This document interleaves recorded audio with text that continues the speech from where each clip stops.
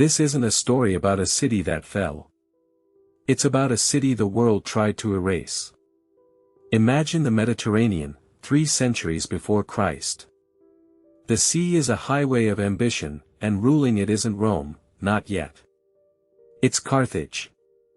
A superpower of trade, wealth, and naval might that made Rome look like a provincial backwater. But here's the catch, almost everything you've been told about Carthage was written by its enemies. The Romans didn't just defeat Carthage, they tried to annihilate its memory. They sowed the earth with salt. They burned its libraries. They turned its people into slaves or scattered them to the winds. And for over 2,000 years, the victor's version of the story was the only one that survived. But what if we've been getting it wrong? What if the real Carthage was more sophisticated, more powerful, and more mysterious than history ever admitted? Today, we're digging through the ashes to find out. To understand the horror of their end, you have to understand the scale of their beginning. Carthage wasn't just a city, it was the beating heart of a trading empire that stretched across the entire Mediterranean. Their ships, built from Lebanese cedar and manned by the best sailors of the age, were the true masters of these waters. They didn't just trade goods, they traded ideas, cultures, and power. And they had a secret weapon, a navy that no one could touch. But here's the part they don't put in the textbooks. Their ambition wasn't confined to the Mediterranean. There are ancient records, written by the Carthaginians themselves, that tell of a voyage beyond the Pillars of Hercules, into the Atlantic Ocean.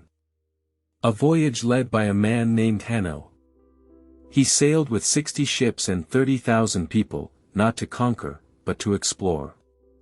He founded cities along the coast of West Africa.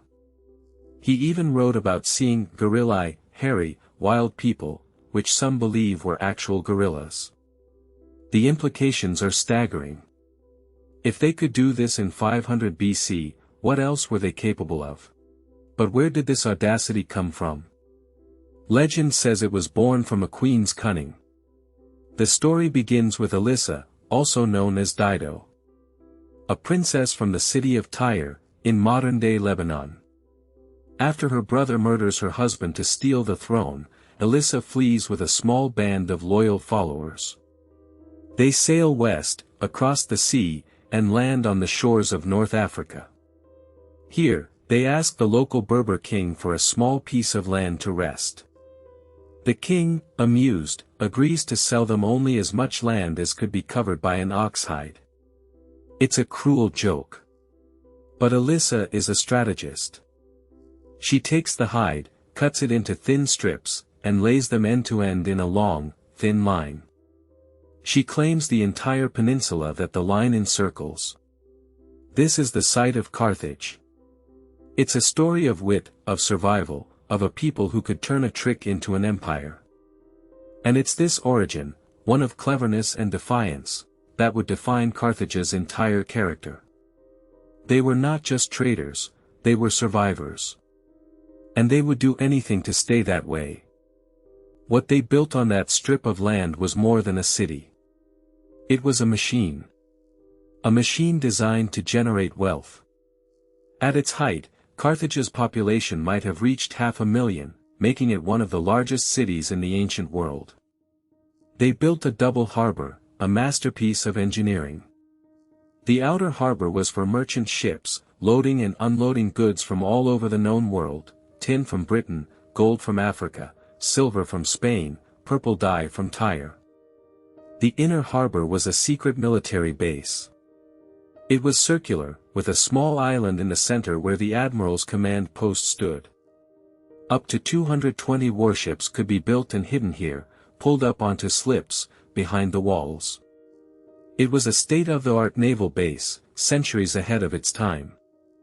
And it was all protected by a massive wall, 20 miles long, that surrounded the city and its agricultural hinterland. Rome had legions. Carthage had money, ships, and walls. And for a very long time, that was enough. But power never goes unchallenged for long. And Rome was growing. But here's a question that makes historians uncomfortable. What if Carthage's reach went even further than we thought?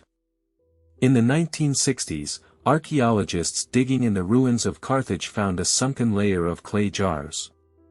These weren't normal jars. They were stamped with marks that some researchers claim were made in the Americas. And in the 1970s, an ancient shipwreck was discovered off the coast of Brazil, containing artifacts that some believe were of Carthaginian origin. It's a fringe theory, wildly debated, but it refuses to die. Because the Atlantic currents from West Africa flowed directly toward the Americas. A ship blown off course could have made the crossing. And the Carthaginians were the only people with the naval technology and the navigational skill to do it. Imagine it, Carthaginian traders, centuries before Columbus, sailing up the coast of Brazil. If this is true, then the history of the world is completely different. And it would mean that Carthage wasn't just a Mediterranean power. It was a global one. And that secret, if it ever existed, died with them. So, as we stare at the ruins of this once great civilization, we are left with a haunting question. The Carthaginians were the most advanced maritime civilization of the ancient world. They had the wealth, the power, and the knowledge to shape history. But they are remembered as the losers. Their god, Baal-Hamon, was demonized. Their child sacrifices, whether fact or propaganda, became the only story we remember. Their general, Hannibal, is a legend, but even his genius couldn't save them. Did they really make it to the Americas? Did they possess a secret that Rome was desperate to bury? And if they were so advanced, so powerful, how did they fall? The answer, it turns out, is not because they were weak. It's because they faced an enemy that was more relentless, more adaptable, and more ruthless than anything they had ever encountered. And that enemy was just about to rise. What was the true nature of Rome's ambition? And what terrible choice did Carthage face in its final hours? The story of that conflict is not just a story of war.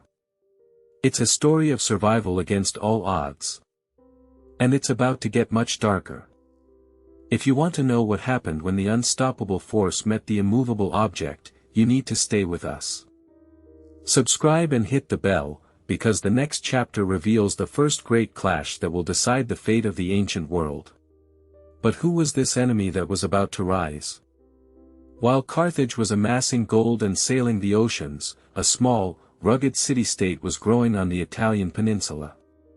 Rome. In 300 BC, Rome was nothing compared to Carthage.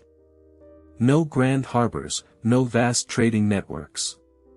Just a stubborn agricultural society of farmers and soldiers. But here's the thing about Rome, they didn't see themselves as traders.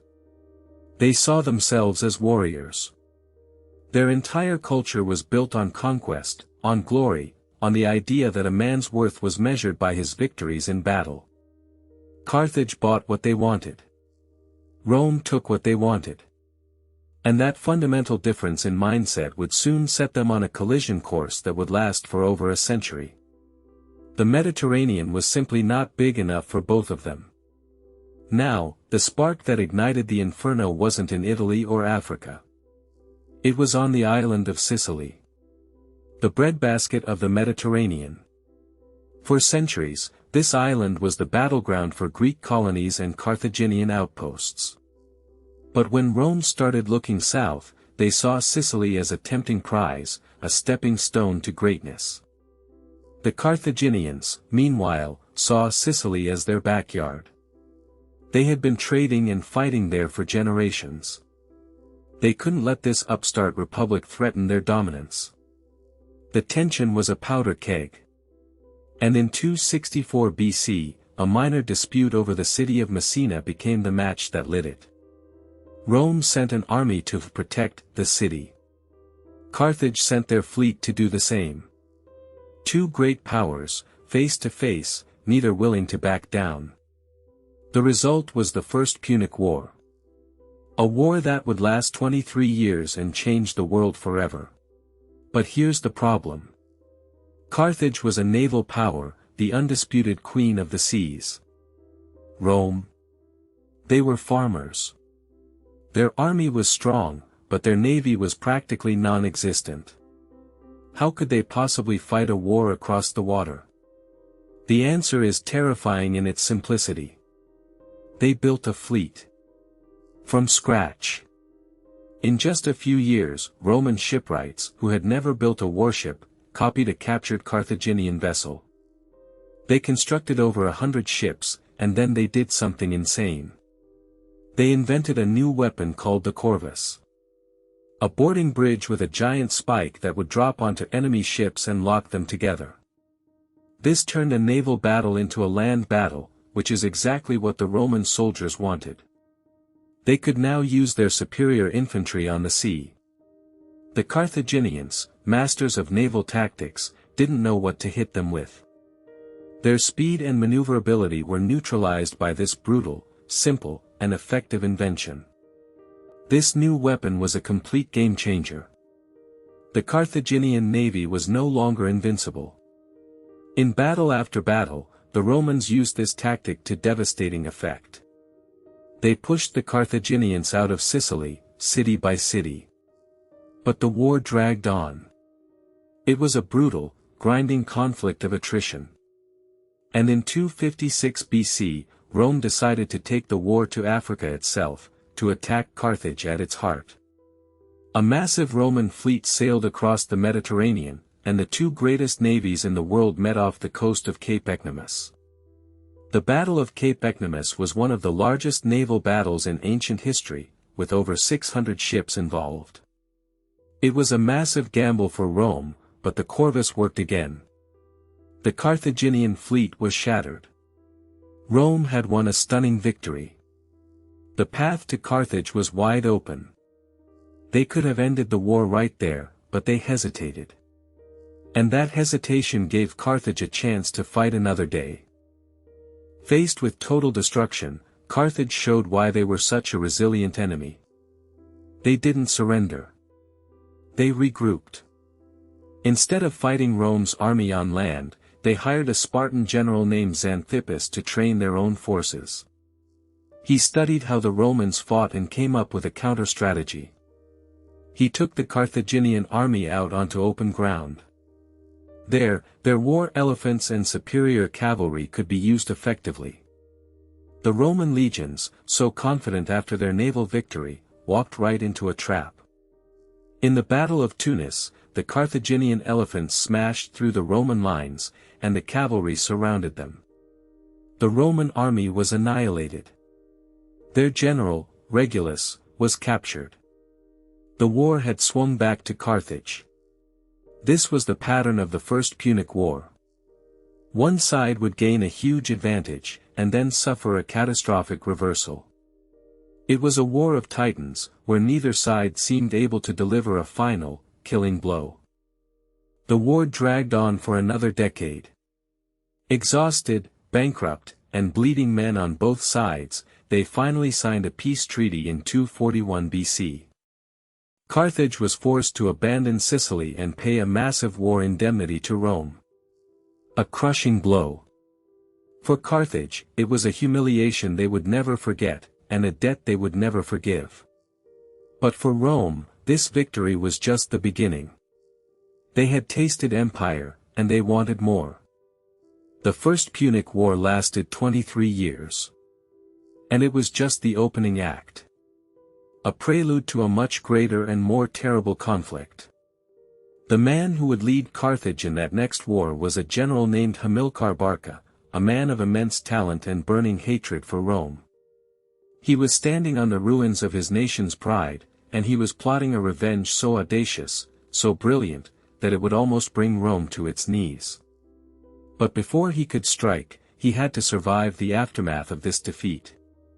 The question is, what does a defeated general do when his city is in ruins? What secret oath would he make his young son swear? The defeat was absolute.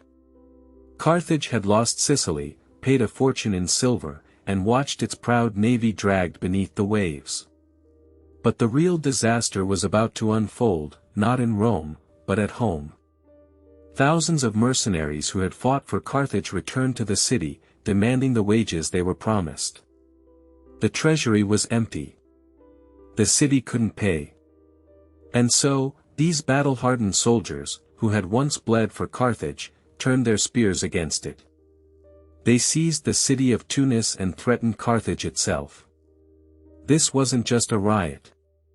This was a full-scale rebellion, known to history as the Mercenary War.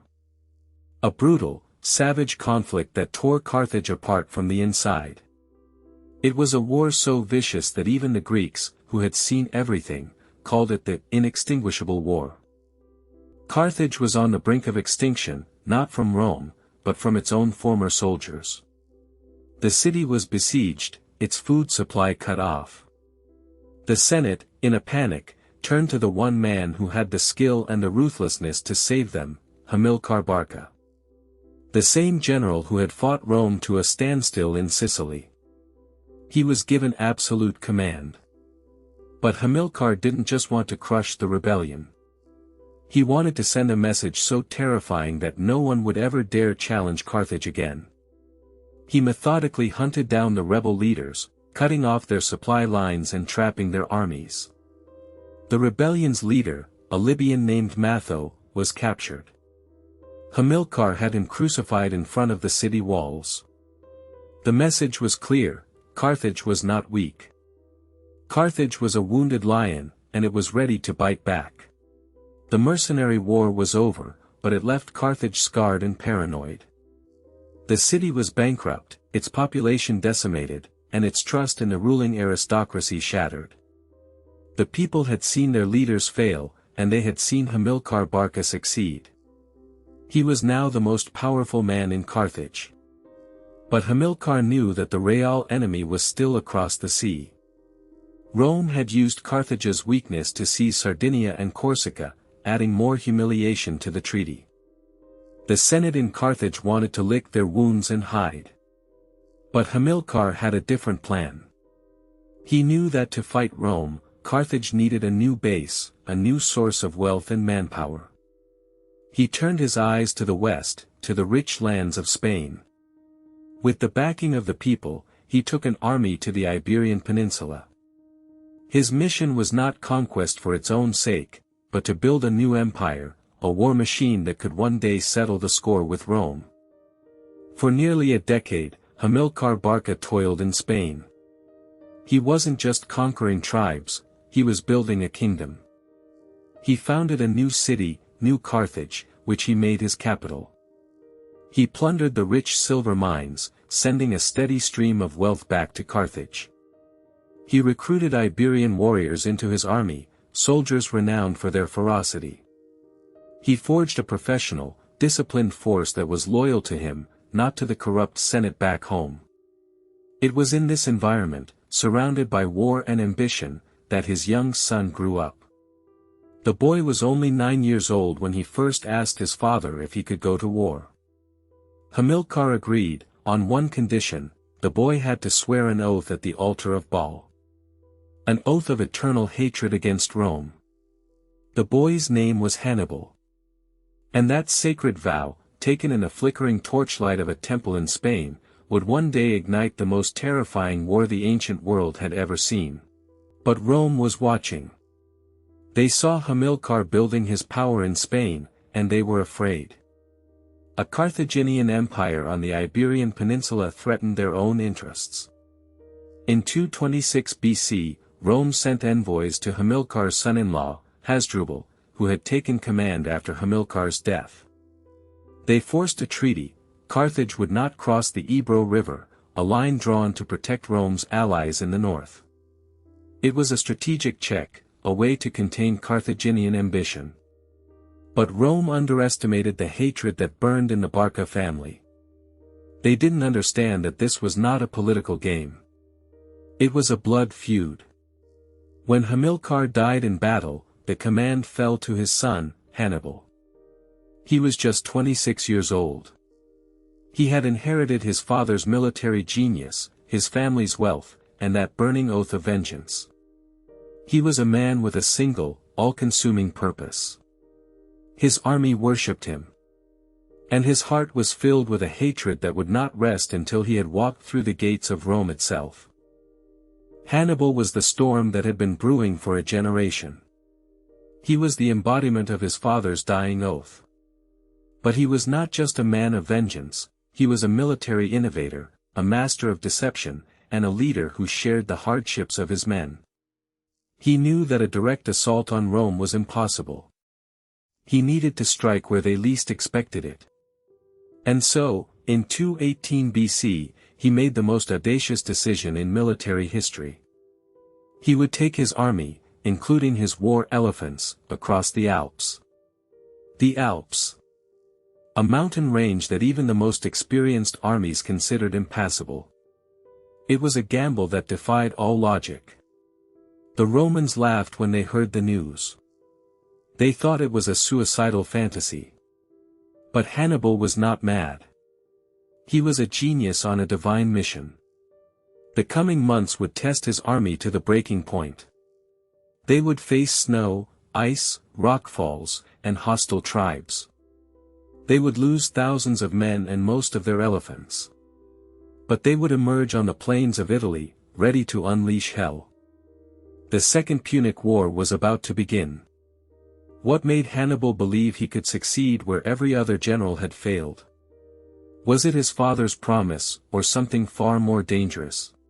The army moved like a serpent through the Iberian plains, and at its head rode a man whose name would become a curse in Rome. Hannibal had left Carthage's Spanish stronghold of New Carthage with an army of over 90,000 infantry, 12,000 cavalry, and 37 war elephants. His destination? Italy. But to reach it, he refused the easy sea route.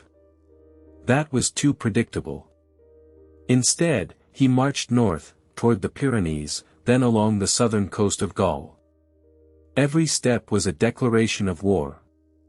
And Rome, still arrogant from its victory in Sicily, dismissed the reports. They believed Hannibal was merely consolidating his father's conquests. They had no idea that the entire Roman Republic was about to be caught in a trap that would test its very survival. The question was not if Rome would respond. The question was whether Hannibal could outrun their legions before they understood his true intent. But the Romans were not asleep. When they finally realized Hannibal was heading for Italy, they dispatched a fleet and an army to intercept him in Gaul. The Roman general, Publius Cornelius Scipio, raced to the Rhone River, hoping to catch the Carthaginians before they could cross. He arrived too late. Hannibal had already moved his army upstream and crossed into the unknown. But Scipio didn't just chase him. He made a decision that would shape history. He sent his army to Spain, cutting off Hannibal's supply lines. Then he returned to Italy to wait. Hannibal knew the trap.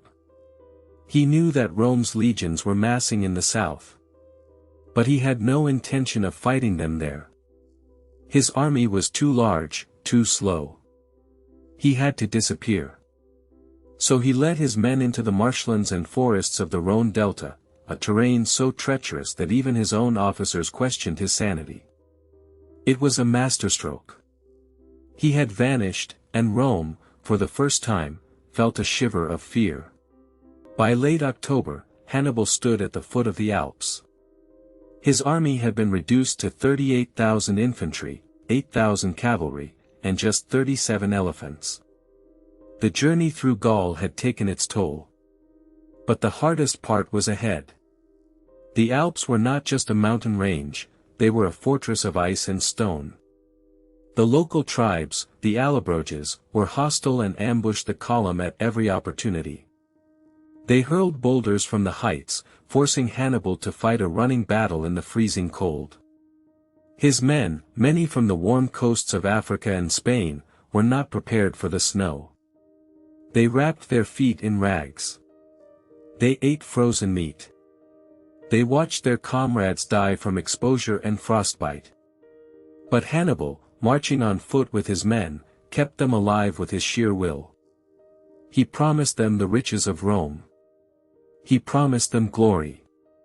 And they, blinded by loyalty, followed him into the frozen hell. The most terrifying obstacle came at a place the locals called the Rock. A narrow pass, barely wide enough for two men to walk side by side, with a sheer cliff on one side and a fatal drop on the other. The mountain path had been shattered by a recent landslide, leaving a jagged wall of ice and stone. The army halted. To retreat was to admit defeat. To go forward seemed impossible. Hannibal, seeing his men's despair, did something extraordinary. He ordered his engineers to build a ramp of timber and fire. They set huge fires against the rock, then poured vinegar on the heated stone, cracking it. Then, with iron tools, they hacked a path through the mountain. It took them 3 days and nights of exhausting labor. The elephants, starving and terrified, were driven across the makeshift path, some slipping into the abyss. But Hannibal did not stop. He could not stop. He was a man possessed, and his army, broken but obedient, followed him into Italy. 15 days after entering the mountains, Hannibal emerged on the plains of Italy. The cost was staggering. He had lost nearly half his army. Only about 20,000 infantry and 6,000 cavalry remained. Of the 37 elephants that had started the journey, only a handful survived. It was a crippled force, exhausted, starving, and far from home. But the psychological impact on Rome was even greater. The Romans had expected Hannibal to attack from the south, with his fleet. Instead, he had dropped from the sky, from the north, like a hammer from the gods. The Gallic tribes of the Po Valley, long oppressed by Rome, flocked to his banner. They saw him as a liberator. And in the Roman Senate, the whispers of panic turned into a roar. They had underestimated this man. They had mocked his campaign as a suicidal fantasy. Now, they faced a terrifying reality: Hannibal was not a madman. He was the most dangerous enemy Rome had ever known. And he was standing on Italian soil. So there he was, a general with a broken army, standing in a foreign land, facing the most powerful republic in the Mediterranean. But Hannibal didn't see a broken army. He saw a weapon, honed by hardship, ready to strike. His first test came against the Taurini, a hostile Gallic tribe. He crushed them in a single assault, sending a message to the other tribes: he was not a passing threat, he was the new power. The message worked. The Insabras and the boy, who had been waiting to see which way the wind blew, joined him. Now, with a growing army of Gauls and Africans, Hannibal turned his eyes toward the Roman legions camped at the Ticinus River. The trap was set. The Romans, led by the same Publius Scipio who had chased him in Gaul, were eager for a fight. They were confident, arrogant. They didn't know that the man they were facing had spent his entire life studying their tactics.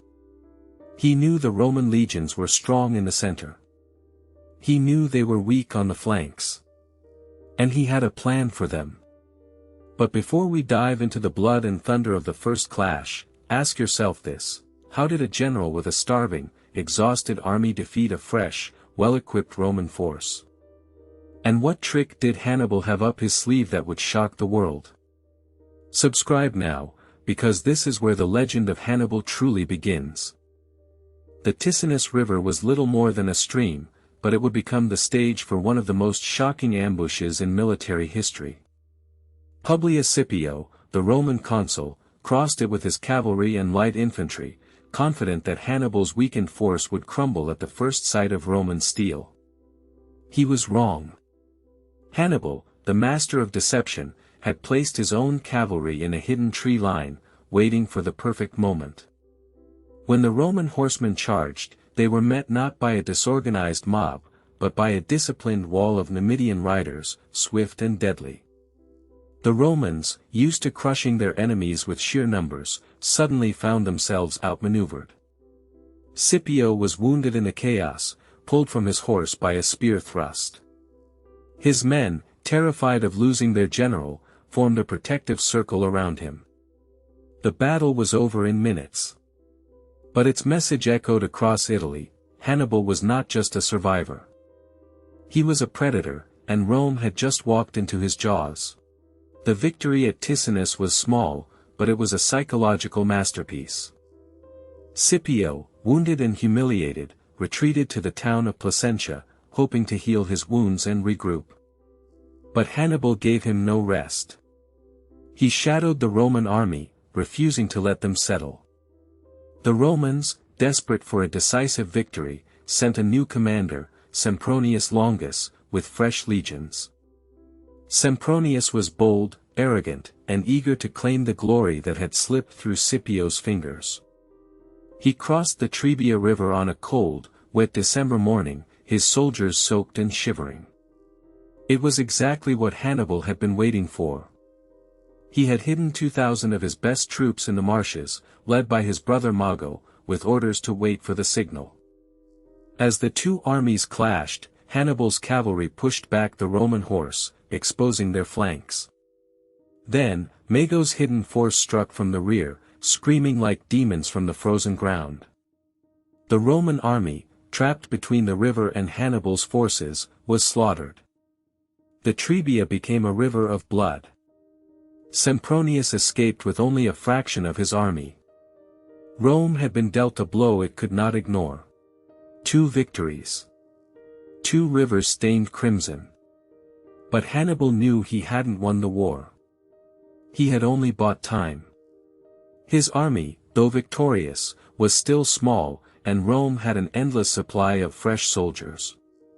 The Roman Senate, now truly frightened, appointed a new hero to stop the Carthaginian menace, Gaius Flaminius.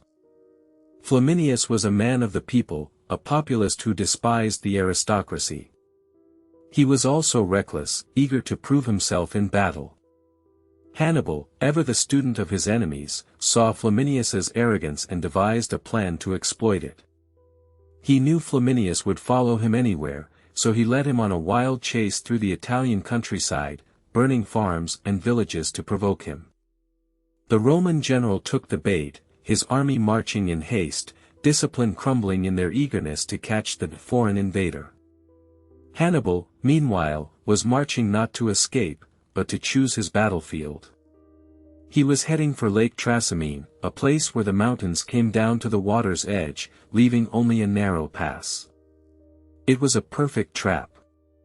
And Flaminius, blinded by anger, was walking straight into it.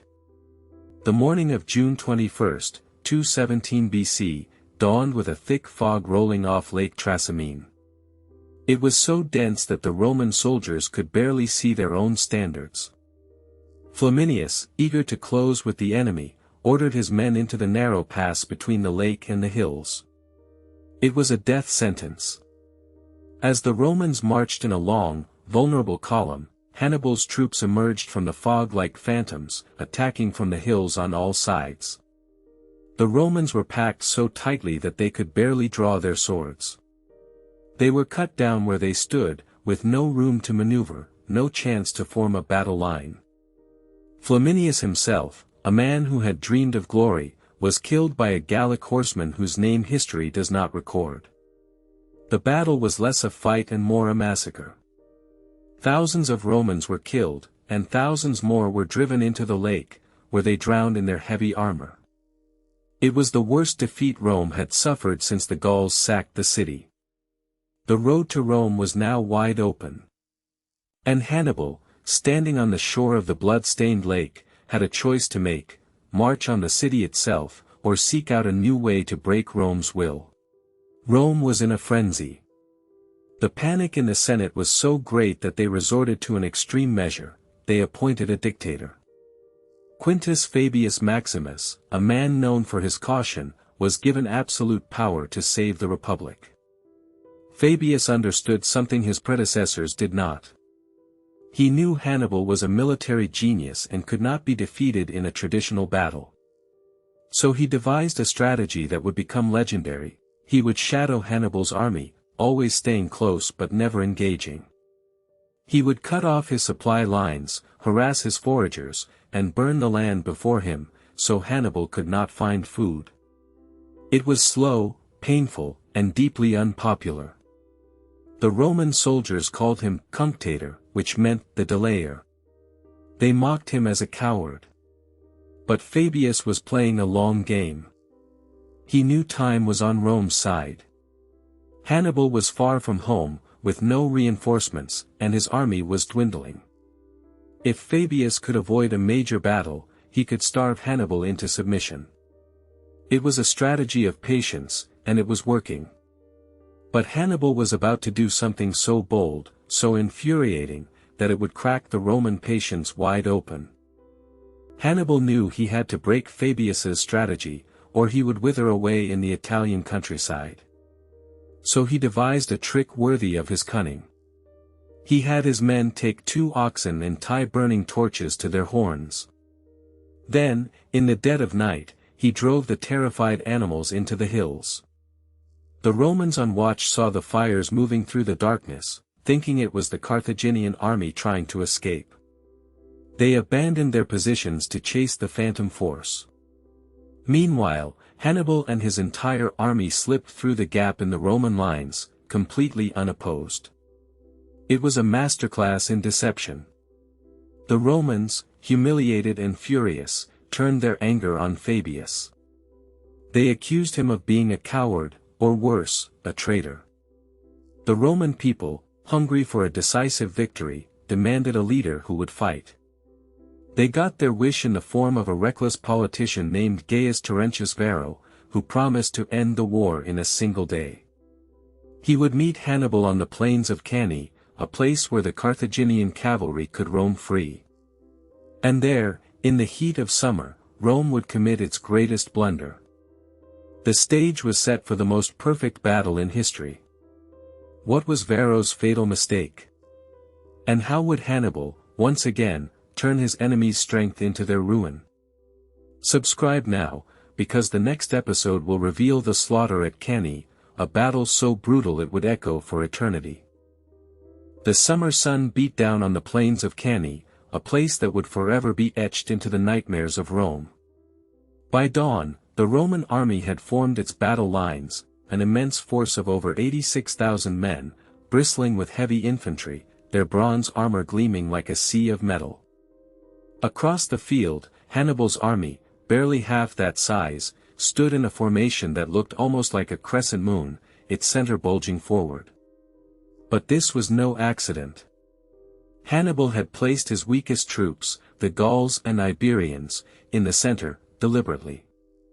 He knew they would give ground, that the Romans would push them back, and in doing so, they would march right into his trap.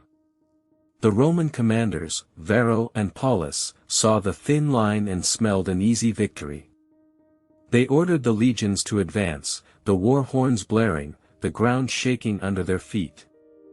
They were walking straight into the jaws of death, and they had no idea. The Roman legions crashed into the Carthaginian center, and as Hannibal predicted, the Gauls and Iberians began to fall back. But they didn't break. They fought with a desperate fury, buying precious time. This was the hinge of Hannibal's entire plan. As the Roman infantry pushed deeper into the pocket, their own formation began to compress. The legionaries, packed so tightly that they could barely lift their swords, were being drawn into a narrow, confined space.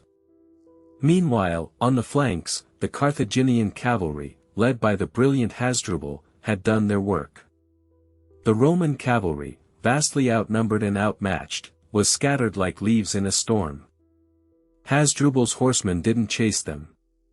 Instead, they wheeled around and slammed into the rear of the Roman infantry, completing the encirclement. The Roman legions, once so confident, now found themselves trapped in a killing box, with enemies on every side. There was no escape. The trap had sprung, and Rome was caught in the jaws of a steel vice. The slaughter that followed was beyond comprehension. The Romans, packed so tightly, couldn't even raise their arms to fight back. They were cut down where they stood, a terrible harvest of flesh and blood. The Carthaginian soldiers, fueled by years of hatred and a desperate hunger for revenge, showed no mercy. They stabbed, slashed, and hacked at the helpless Roman mass. The ground turned slick with blood, and the air was thick with the screams of the dying and the wounded. The historian Polybius wrote that the Romans fought with such fury that some, in their final moments, would try to claw at the Carthaginians with their bare hands, or even bite at their shields. But it was all in vain. The Roman army, the largest force they had ever assembled, was being annihilated. In just a few hours, over 50,000 Roman soldiers lay dead on the field. Among them were the consul Lucius Aemilius Paulus, 80 senators, and a huge portion of the Roman aristocracy. It was a blow so devastating that Rome itself seemed to hold its breath. But the nightmare wasn't over. Hannibal's forces, their bloodlust ignited, continued their merciless work. They swept across the battlefield, hunting down the survivors. Some Roman soldiers, terrified, tried to flee, only to be run down by the Numidian cavalry. Others, seeing no hope, threw down their weapons and begged for mercy. But mercy was a foreign word on this day. The Carthaginian soldiers were not just fighting a war, they were fighting to avenge their fathers, their brothers, and their countrymen who had perished in the previous war. The Battle of Cannae wasn't just a military victory, it was an act of retribution. When the sun finally set, the field was a horror show. Bodies were piled so high in some places they formed small hills. The Aufidus River ran red with blood for days. It is said that when a Carthaginian general presented Hannibal with a ring taken from a fallen Roman knight, he found a whole basket of them, each one representing a noble family that would mourn for generations. Rome had never suffered a defeat like this. The Republic was on its knees, its army destroyed, its leaders dead, its future hanging by a thread. The aftermath of Cannae sent a shockwave through the ancient world. The Greek cities of southern Italy, which had been wavering, now openly defected to Hannibal. The king of Macedon, Philip V, seeing Rome's weakness, forged an alliance with Carthage. Even Capua, the second largest city in Italy, opened its gates to Hannibal. Rome itself was in a state of panic. The city gates were closed, and the citizens braced for the arrival of the Carthaginian army, which they believed would come at any moment. But Hannibal did not come. And this is the moment that historians have debated for over 2,000 years. Was it a fatal mistake? Or was it a calculated decision? Hannibal, a general fighting far from home, knew that he didn't have the siege equipment or the manpower to take the heavily fortified city of Rome. He also knew that his victory at Cannae was a gamble, a masterpiece of tactics, but not a strategic end to the war. He hoped that Rome would sue for peace. He waited. But Rome, in its darkest hour, did something that would define its character forever: it refused to negotiate. The Senate, led by the stoic and resolute figure of Fabius Maximus, the very man they had mocked, decided to fight on. So, as Hannibal waited for Rome's surrender, Rome was mustering its last reserves. They raised new legions from the poorest citizens, freed slaves and debtors, and armed them with the weapons taken from their own temples and monuments. They also made one of the most ruthless decisions in their history: they ordered that no one should mention the word peace. Anyone who spoke of surrender would be executed. The Republic would fight to the last man. And so, the war dragged on, a brutal, grinding conflict that would last for another 14 years. Hannibal, the master of the battlefield, would never again win a major battle, and he would never see his beloved Carthage again. The victory at Cannae, the most perfect battle in history, became the moment that defined Rome's unbreakable will. It was the catastrophe that forged the Roman Empire. But a darker question lingers. What if Hannibal had marched on Rome? What if he had seized the city and ended the Republic right there, in 216 BC? You've just witnessed the birth of Rome's greatest legend. But what was the secret that saved Rome? Subscribe now, and in the next episode, we'll uncover the desperate gamble that turned the tide of the war, and the man who would rise from the ashes of Cannae to become Rome's ultimate hero, the young Scipio Africanus. For 14 years, Hannibal roamed Italy like a ghost, winning skirmishes, burning farms, and humiliating every Roman general who dared face him. But he was a predator without a den. While he feasted on the Italian countryside, Rome was slowly rebuilding its strength behind its walls. The city became an armed camp. Every man, from senators to slaves, was training for war. And they were not just training to fight, they were training to kill Hannibal.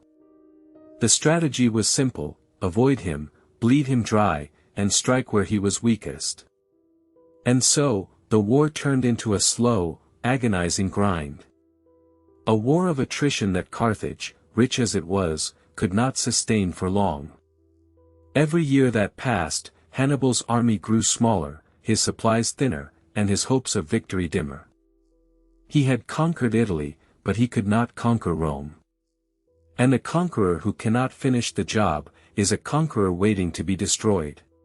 In 211 BC, Hannibal made his most daring move yet. He marched his army to the very gates of Rome, hoping to break the city's spirit once and for all. The citizens watched from the walls as the Carthaginian cavalry rode up and threw their javelins at the gates. It was a moment of pure terror. But the gates held. And Hannibal, with no siege engines and no way to breach the walls, was forced to withdraw. It was a symbolic victory for Rome, and it proved a crucial point: Hannibal could not win a war of sieges. Meanwhile, Rome was striking back elsewhere. They had retaken the city of Capua, which had betrayed them years earlier. The punishment was brutal and calculated. The Roman general, Fulvius, rounded up the Capuan senators and had them executed. Then he sold the entire population into slavery. It was a message to all of Italy: Rome's mercy had limits. And for those who doubted Rome's resolve, the fate of Capua was a chilling reminder of what awaited them if they sided with Carthage. But even as Rome recovered, the war in Italy remained a stalemate. Hannibal was too strong to be defeated in the field, but too weak to take the city. The Roman Senate knew they needed a new strategy. And they found it in a young man who had survived the horror of Cannae. His name was Publius Cornelius Scipio. He was only 25 years old, but he had a plan that seemed like madness. He proposed to take the war to Africa, to attack Carthage itself, and force Hannibal to leave Italy. The Senate was shocked. They saw it as a reckless gamble that would leave Rome defenseless. But Scipio was persuasive. He argued that the only way to win the war was to fight it where Carthage was weakest. Against all odds, the Senate gave him command of the legions in Spain. It was a move that would change the course of history, and it would turn this young survivor into the greatest general Rome had ever produced. Scipio was not just a brilliant strategist, he was a revolutionary one. He understood that the Carthaginian phalanx was rigid and predictable. So, he trained his troops in a new, more flexible formation, with maniples that could move independently and support each other. He also understood the importance of intelligence and diplomacy. When he landed in Spain in 210 BC, he didn't just attack. He studied his enemies, made alliances with local Iberian chieftains, and waited for the perfect moment. His first major target was the city of Carthago Nova, the Carthaginian headquarters in Spain. With a daring night assault, he captured the city and, in a masterstroke of political genius, treated the captured Iberian hostages with such kindness that they became his most loyal allies. The Carthaginian power in Spain began to crumble, and the young general had proven that he could outthink the master of strategy himself. But the war in Italy was about to take a final, devastating turn. Hannibal's brother, Hasdrubal, had finally managed to escape Spain with a massive army. He was marching through the Alps to join forces with Hannibal and crush Rome once and for all. The Roman Senate was terrified. If the two brothers united, Rome would be lost. But the Romans had a secret weapon, their intelligence network. They intercepted Hasdrubal's messengers and learned his plan. They knew he was heading to the Metaurus River. The Roman armies, led by the consul Claudius Nero, marched day and night to intercept him. It was a race against time. And when they met Hasdrubal on the banks of the Metaurus, they were ready. The battle was bloody and chaotic. But in the end, the Romans trapped Hasdrubal's army against the river and slaughtered them. Hasdrubal himself was killed.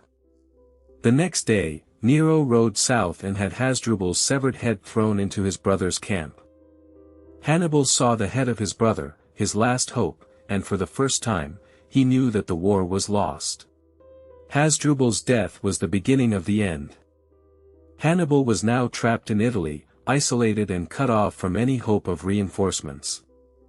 He retreated to the rugged hills of Bruttium, the very toe of Italy's boot, where he would fight a desperate, defensive war for the next 3 years.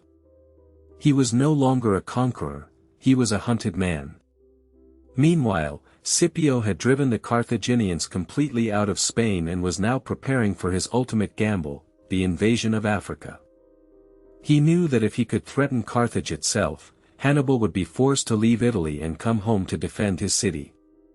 It was a bold, risky plan, but it was the only way to end the war. As the Roman fleet sailed for the shores of Africa, the entire Mediterranean held its breath.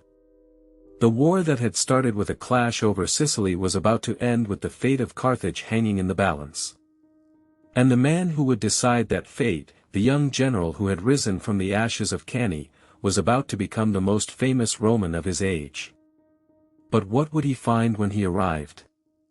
What secret army of mercenaries was waiting for him on African soil? Subscribe now, and in our next episode, we will follow Scipio's invasion of Africa, and witness the final, desperate confrontation that would decide the fate of the ancient world.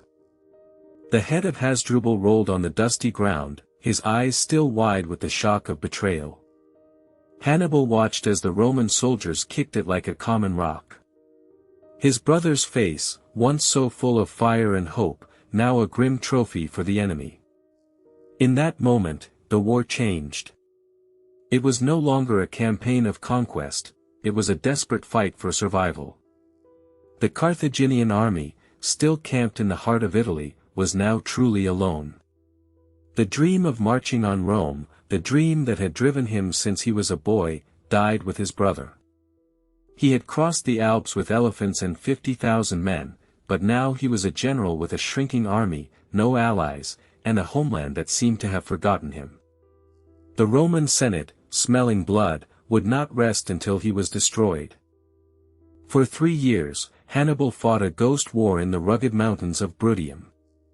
He was a master of guerrilla tactics, striking Roman supply lines and vanishing into the hills. But his army was melting away. Carthage, exhausted and divided, sent him no more men, no more ships, no more gold. They had abandoned their greatest son to a slow, agonizing death in a foreign land. Meanwhile, in Spain, a young Roman general was rewriting the rules of war.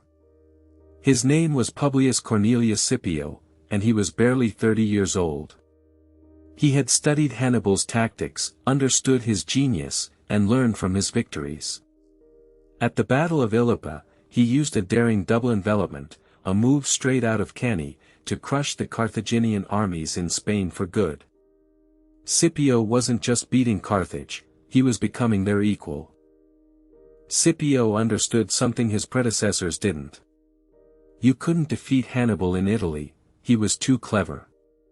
You had to attack the source of his power, Carthage itself. It was a plan that terrified the Roman Senate.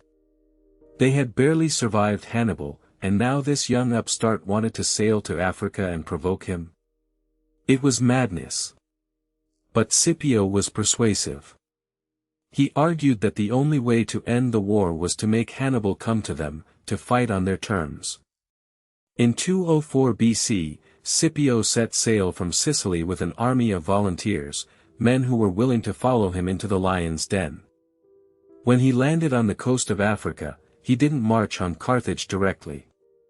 Instead, he established a fortified camp and began forging alliances with the Numidian princes who were tired of Carthaginian rule. He was fighting a political war, not just a military one.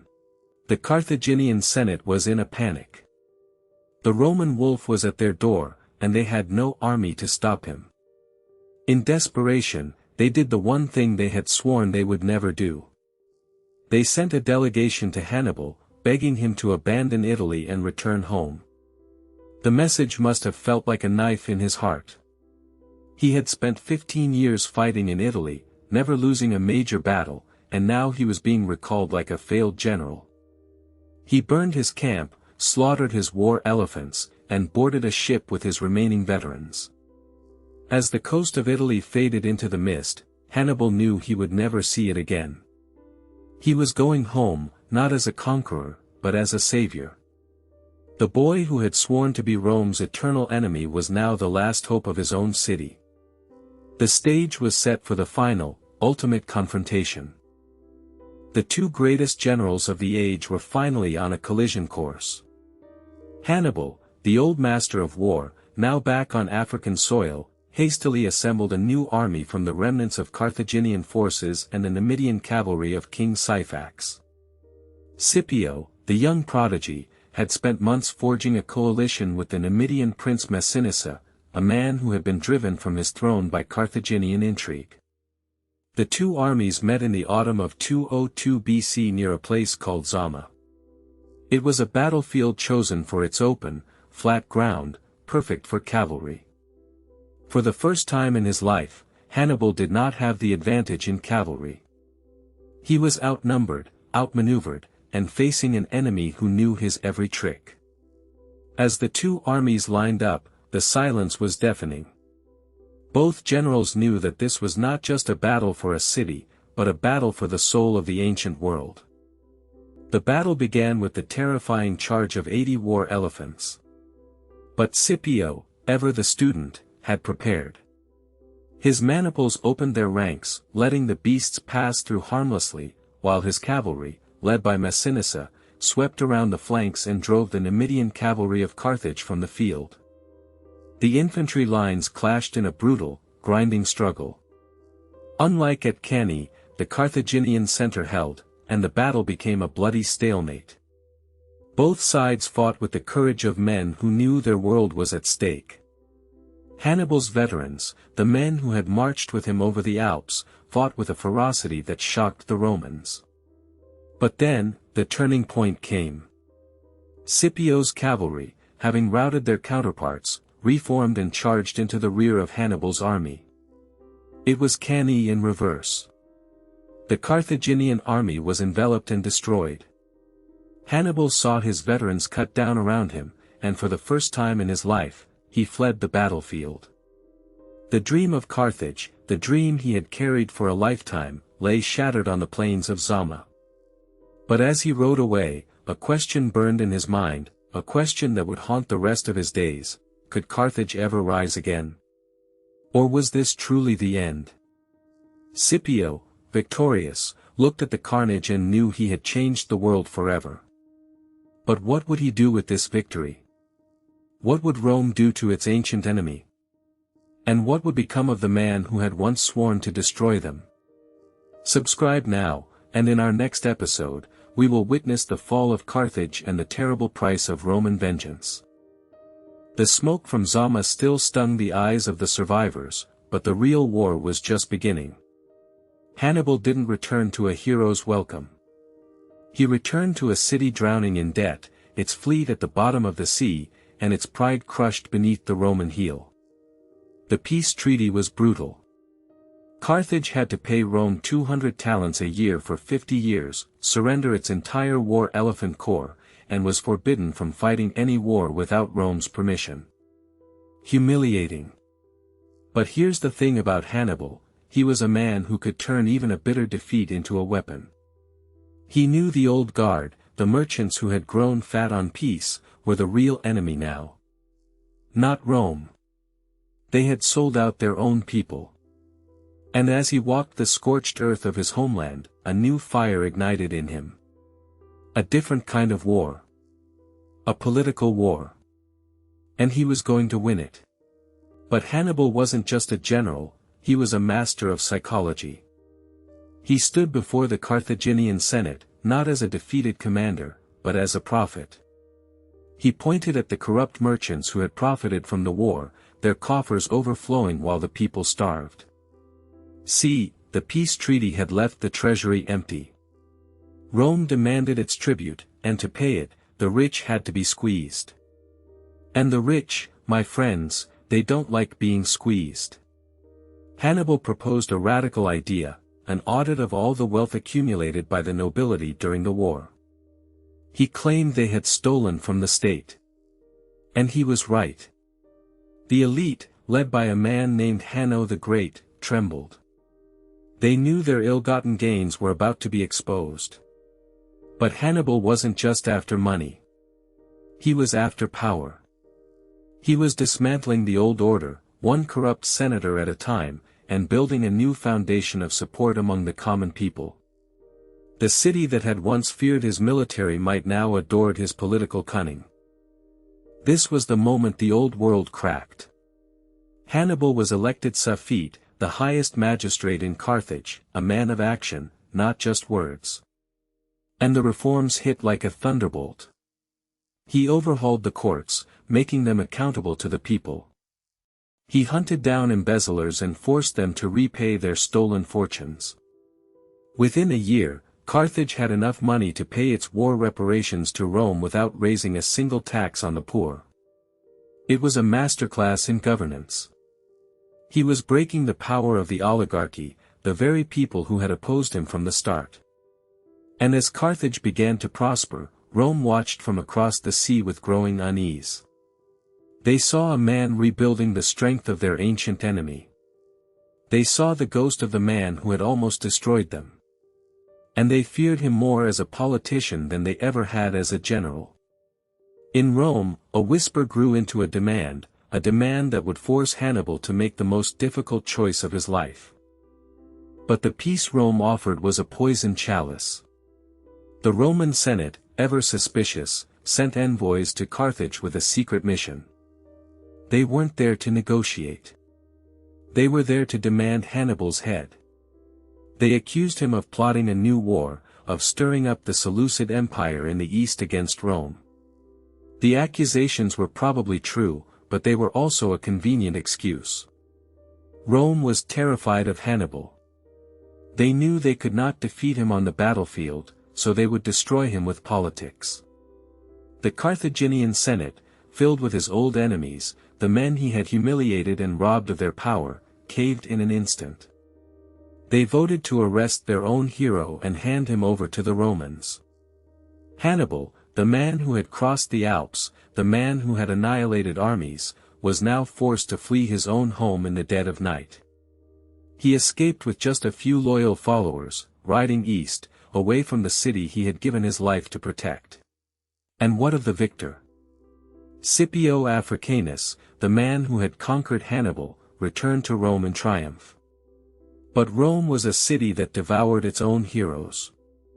The same senators who had once begged for his command now whispered against him. They accused him of being too lenient with Carthage, of being corrupted by Greek luxury, of not pushing for total annihilation. His political enemies, led by the spiteful Cato the Elder, chipped away at his reputation for years. Scipio, the greatest general Rome had ever produced, was eventually driven out of the city he had saved. He died in voluntary exile on his country estate, his name fading from public memory. It's a bitter irony, isn't it? Hannibal, the enemy of Rome, died fighting for other kings against Rome. And Scipio, the hero of Rome, died at peace, but in disgrace. Two titans, both destroyed by the very world they had shaped with their genius. So where did Hannibal's flight lead? To the court of Antiochus III, the king of the Seleucid Empire, a massive realm that stretched from Turkey to India. Hannibal arrived as a refugee, but he carried with him a burning hatred and a lifetime of military genius. He immediately began advising Antiochus on how to defeat Rome. He urged him to invade Italy, to strike at the heart of the beast. But Antiochus, like so many before him, was arrogant. He listened to his own flattering advisors instead of the scarred veteran. He underestimated Rome, and in 190 BC, he was crushed at the Battle of Magnesia. Rome demanded Hannibal's surrender as part of the peace treaty. The old general was on the run again, a fugitive in a shrinking world.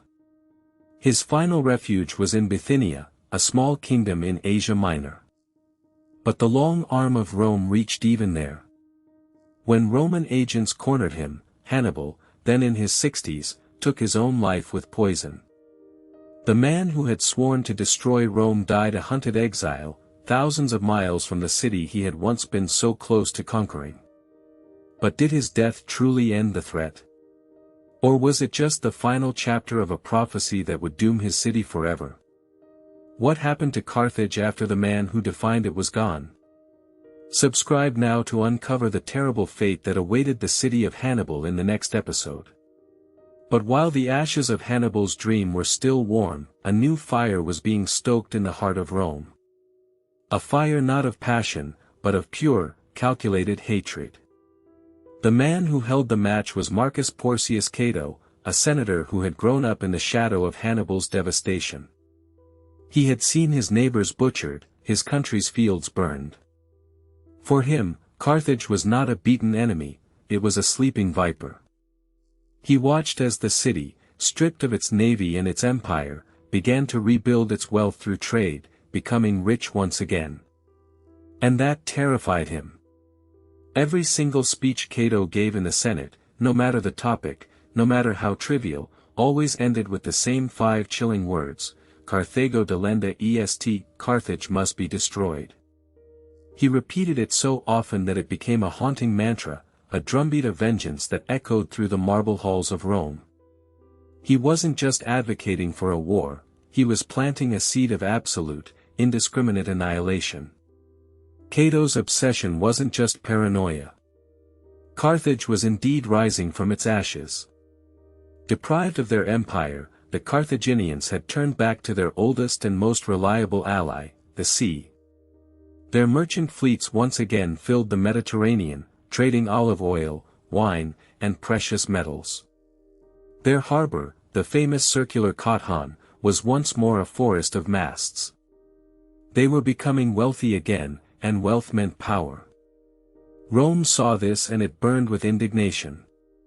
They hadn't just beaten Carthage to cripple it, they had beaten it to own the world. When Carthage, defending itself against an unjust attack from its neighbor Numidia, raised an army, in clear violation of the treaty, Rome had its excuse. The Senate, now fully under Cato's spell, didn't care that Carthage's army was for self-defense. They declared war.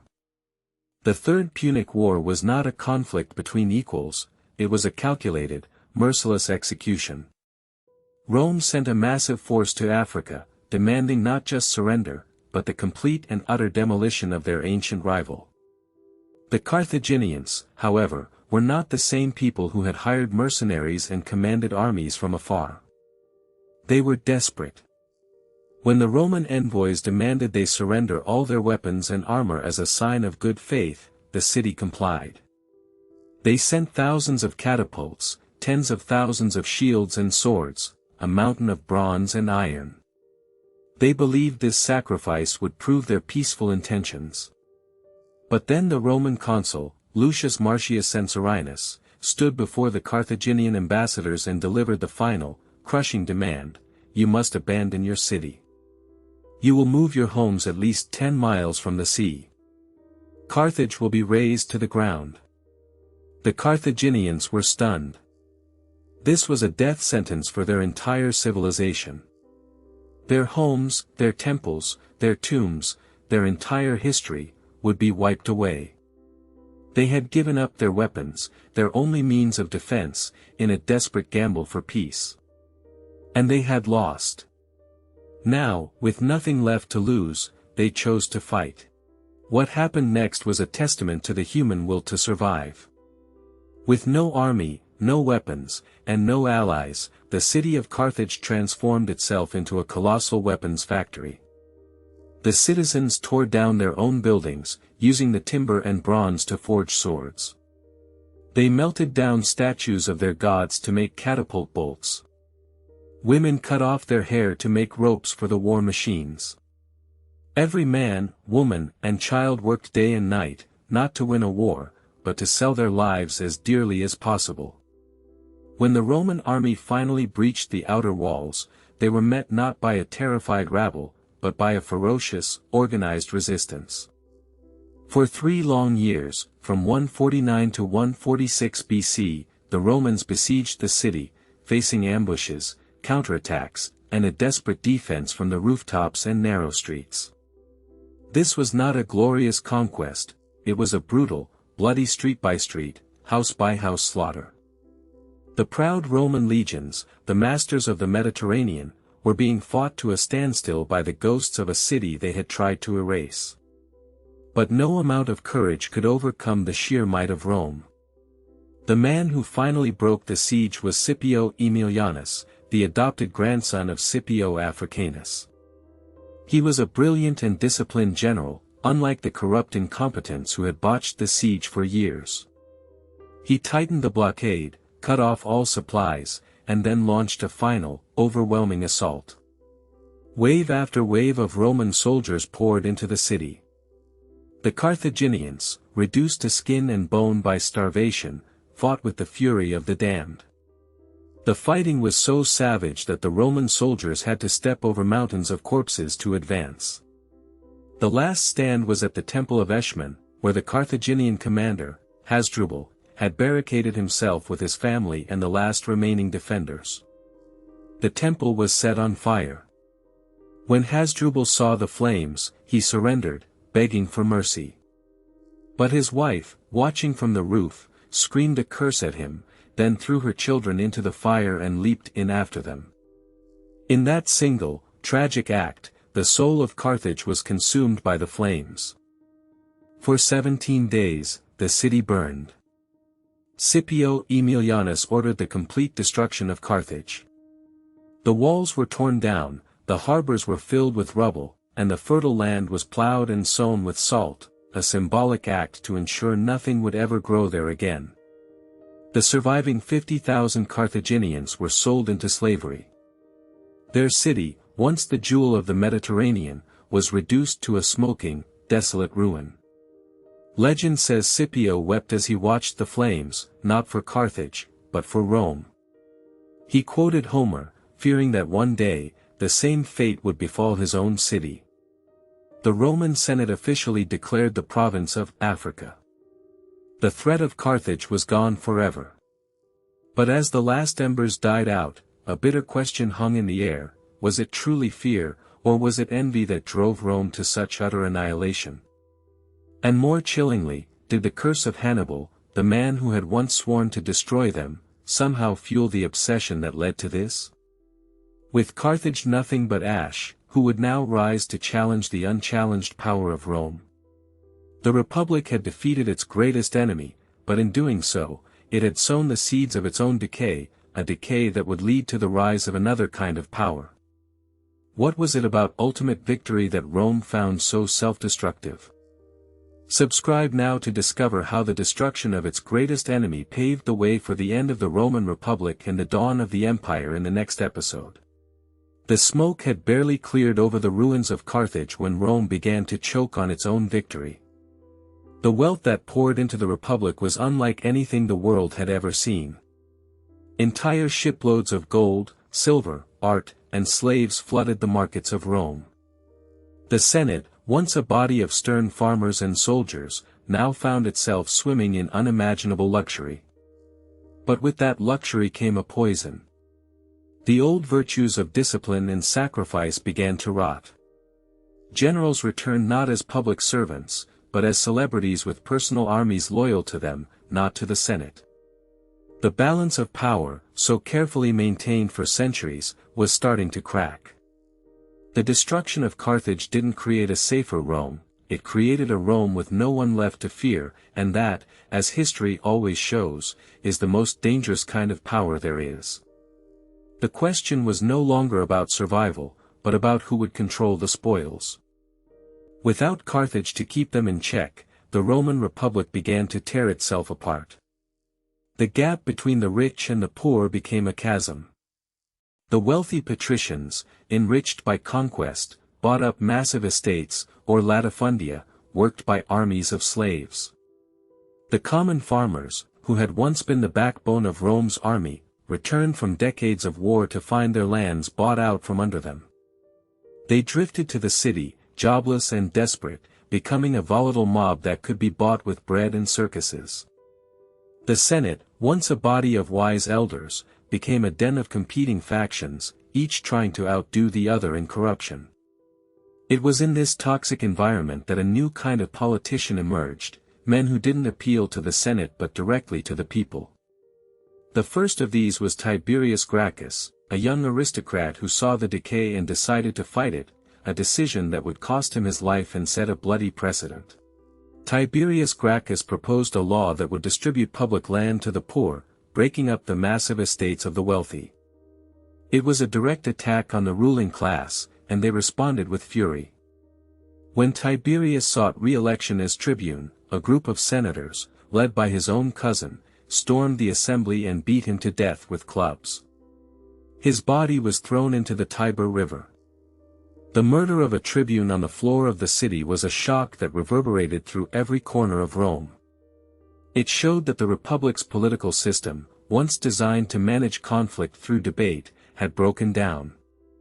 Violence had become a legitimate tool of political change. A decade later, his brother, Gaius Gracchus, took up the mantle. He was even more radical, pushing for the distribution of grain to citizens and extending citizenship to Rome's Italian allies.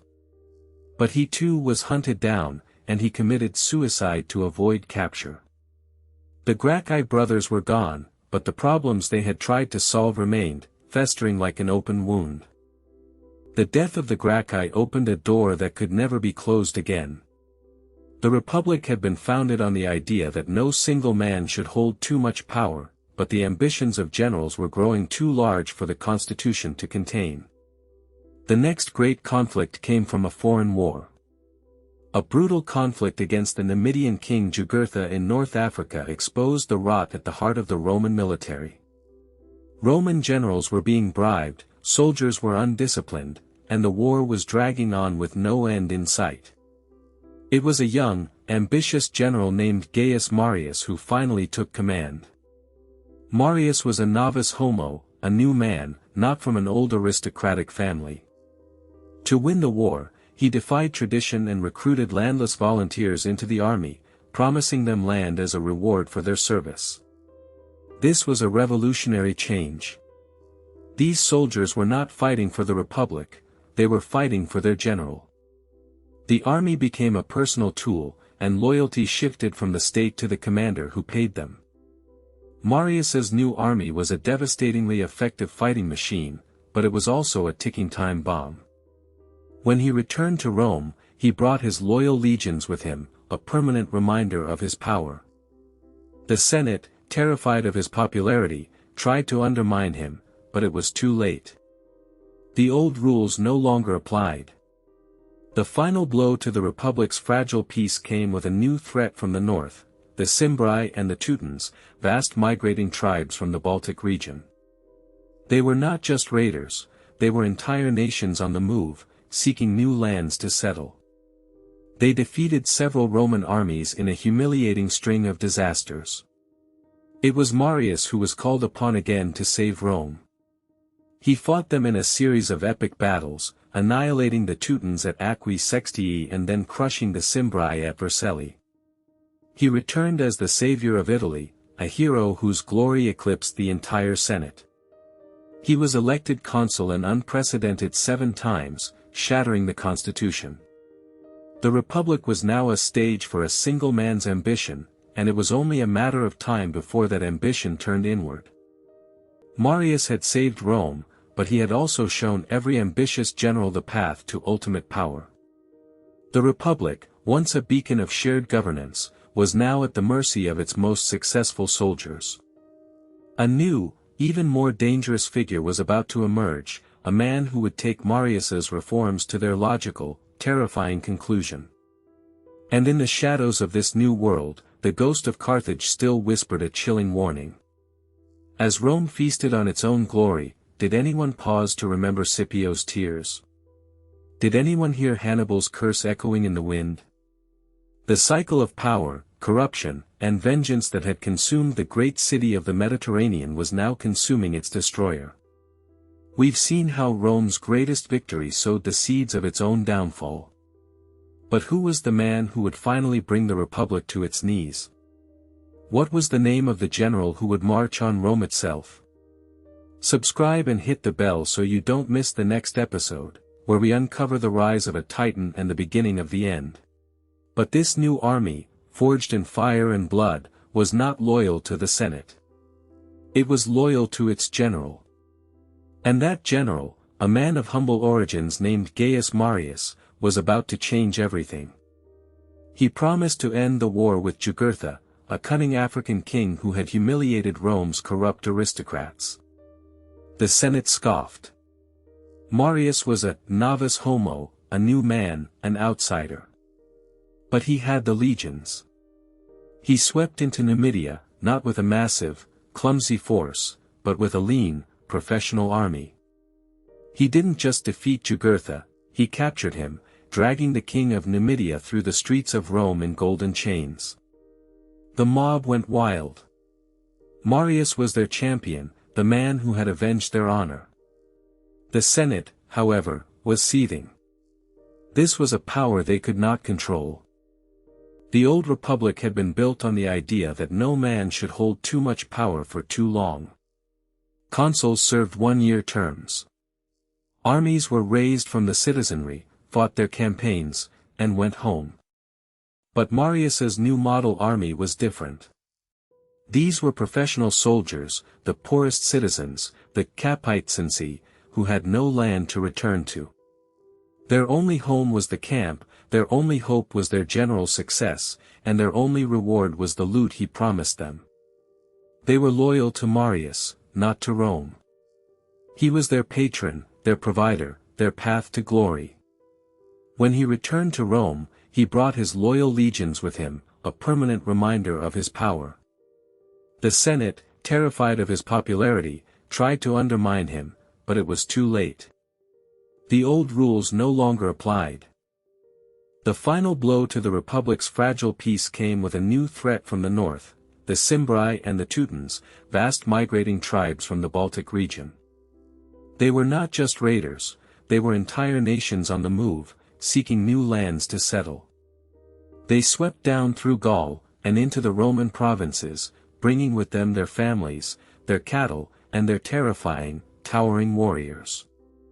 They defeated several Roman armies in a humiliating string of disasters. The Orazio massacre was the worst, where a careless Roman general lost 80,000 men in a single day. Rome was in a panic. The barbarians were at the gates of Italy. There was only one man the people trusted to save them. The Senate had no choice. They turned to Marius, the one man they feared, to be their savior once again. Marius did not rush into battle. He knew the barbarians were fierce, but he also knew they were undisciplined. He built a massive fortified camp at the mouth of the Rhone, near Aquae Sextii, and waited. He drilled his men, waiting for the perfect moment. When the Teutons finally attacked, they were exhausted and disorganized. Marius's professional soldiers, disciplined and rested, cut through them like a scythe through wheat. The battle was not a fight, it was a massacre. The Teutons were annihilated. The following year, he faced the Cimbri at Vercelli in northern Italy. Again, he used superior tactics and discipline. The Cimbri, trapped between his legions and the river, were wiped out to the last man. Marius, the savior of Italy, returned to Rome as a hero whose glory eclipsed the entire Senate. He returned as the savior of Italy, a hero whose glory eclipsed the entire Senate. He was elected consul an unprecedented 7 times, shattering the constitution, which was never meant to allow one man to hold such power for so long. The Republic was now a stage for a single man's ambition, and it was only a matter of time before that ambition turned inward. Marius had saved Rome, but he had also shown every ambitious general the path to ultimate power. The Republic, once a beacon of shared governance, was now at the mercy of its most successful soldiers. The old checks and balances, the intricate dances of the Senate and the assemblies, were all just a formality. The real power now rested in the hands of whoever could command the loyalty of the legions. And the legions knew it. They were no longer soldiers of Rome, they were soldiers of their general. A new, even more dangerous figure was about to emerge, a man who would take Marius's reforms to their logical, terrifying conclusion. And in the shadows of this new world, the ghost of Carthage still whispered a chilling warning.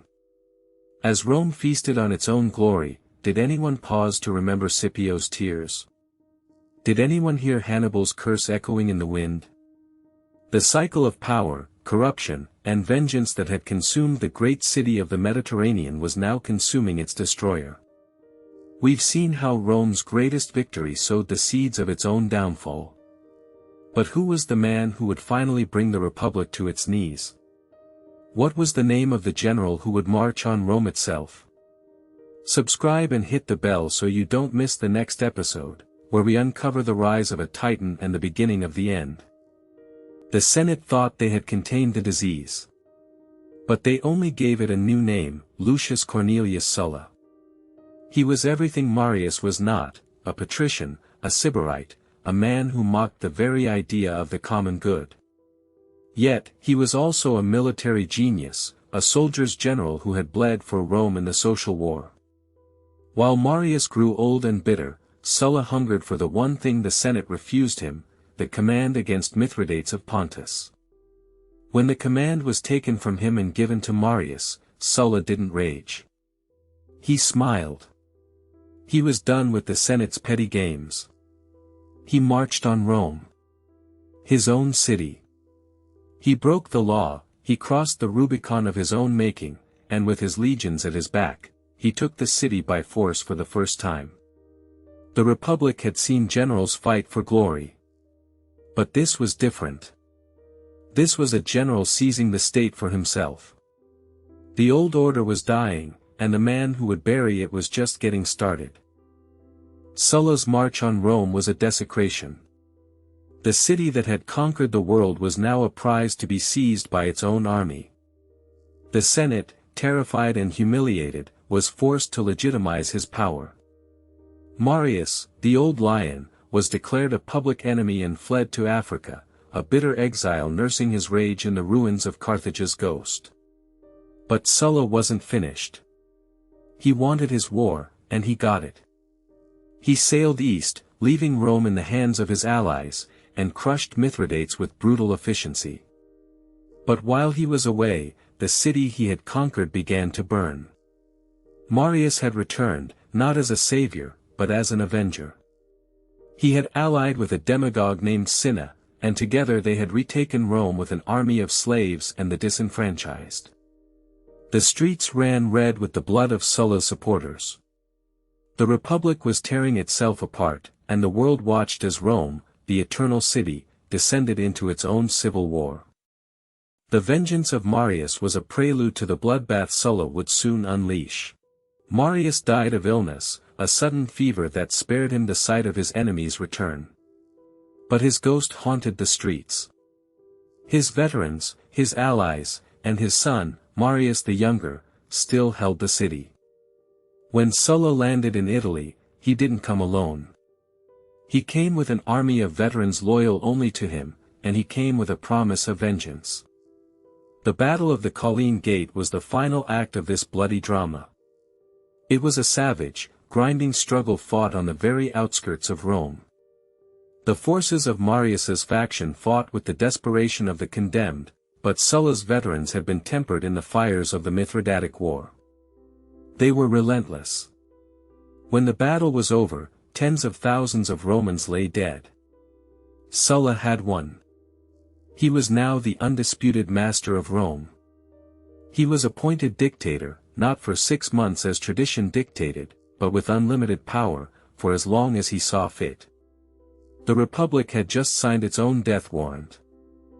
Sulla's victory was not followed by mercy. It was followed by the proscriptions. In the Roman Forum, he posted lists of names, men declared enemies of the state. Their property was confiscated, their families were ruined, and their lives were forfeit. Anyone could kill a proscribed man, and his head would be paid for in gold. The city descended into a reign of terror. Neighbors betrayed neighbors. Friends killed friends. The Republic, once a community of laws, had become a slaughterhouse. Sulla watched it all from his seat of power, a cold smile on his face. He was not just punishing his enemies, he was teaching Rome a lesson. He was showing them that power came from the sword, not from the vote. He was the embodiment of everything the Republic was supposed to prevent, and he was its ultimate result. The ghost of Carthage must have been laughing, watching the city that destroyed her choke on her own blood. Sulla, the dictator, had a vision for Rome. It wasn't a vision of republicanism, but of a reformed, aristocratic oligarchy. He packed the Senate with his loyalists, stripping the tribunes of their power and the assemblies of their authority. He wanted to create a system that could never produce another Marius. But in doing so, he created a system that was even more brittle, more reliant on the whims of the elite. He was trying to fix a broken republic by making it even more exclusive. It was a short-sighted move, the act of a man who saw the mob as a disease, not the root cause of it. He even had himself declared dictator perpetuus, a dictator for life. He had achieved the absolute power that men like Hannibal could only dream of. But even he knew this was a temporary fix. He was building a dam against a flood, and he knew the water would eventually find a way through. He just didn't care anymore. He was old, tired, and sick. Sulla died in his bed, a rare end for a Roman revolutionary. He had been a dictator, a murderer, and a tyrant, and he had been given the one thing he never gave anyone else, peace. But he left behind a republic in ruins, a city traumatized by his cruelty, and a lesson that was not lost on the young men watching. One of those young men was a member of the Julii, a patrician family that had been caught in the crossfire. He was a boy in his late teens, with a sharp mind and an even sharper ambition. He had seen Sulla's power, and he had seen his enemies' heads on spikes. He had learned that the Republic was just a corpse, waiting for a new master. His name was Gaius Julius Caesar. And as he watched Sulla's funeral pyre burn, he wasn't mourning a tyrant. He was taking notes. Sulla had shown the world how to take Rome. But he had been a brutal, direct hammer. Caesar was already dreaming of a more subtle, more permanent way. The Republic's final chapter was about to be written by a man who had learned from the best. But that, as they say, is another story. A story that begins with a shipwreck and a stolen purple robe. What was the secret Caesar learned from his time in the East? And what was the name of the pirate he would crucify? Subscribe and hit the bell, because the next episode is about to reveal how the ghost of Carthage guided the hand of its final conqueror. But Sulla's death didn't bring peace. It brought a vacuum. The republic he tried to fix was now a bleeding wound, and into that wound stepped a new generation of wolves. The old general's cruelty had taught them one thing: the system was a game, and the winner took everything. While the Senate squabbled over the scraps of power, a threat was brewing in the east, and another was growing in the shadows. The name Pompey the Great was on everyone's lips, a man who had been given command after command, who had cleaned the Mediterranean of pirates and crushed the remnants of Mithridates' armies. He was returning to Rome, not as a citizen, but as a conquering hero with a legion of loyal soldiers at his back. The Senate was terrified of him, but they had no choice but to welcome him. They needed a counterweight, a man of equal ambition to check Pompey's power. And they found one in a man who had served under Sulla, who had survived the proscriptions and learned to be more patient, more cunning than his mentor. His name was Crassus, the richest man in Rome, a man who believed that money was the only true power. Crassus was the man who had crushed the slave revolt of Spartacus, crucifying 6,000 rebels along the Appian Way. He was a man of immense wealth and immense vanity, and he desperately wanted military glory to match Pompey's. So he looked east, to the wealthy kingdom of Parthia, and he saw an easy conquest. He was brutally wrong. In 53 BC, Crassus led his legions into the desert of Mesopotamia.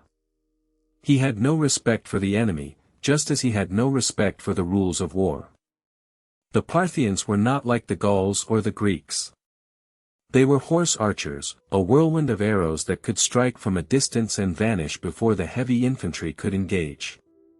At the Battle of Carrhae, Crassus watched his son's head displayed on a spear, and then his legions were slaughtered. It was the worst Roman defeat since Cannae, and it happened because of pure, arrogant stupidity. The ghost of Carthage must have smiled. The lesson of Hannibal, of knowing your enemy, of not underestimating their tactics, had been forgotten.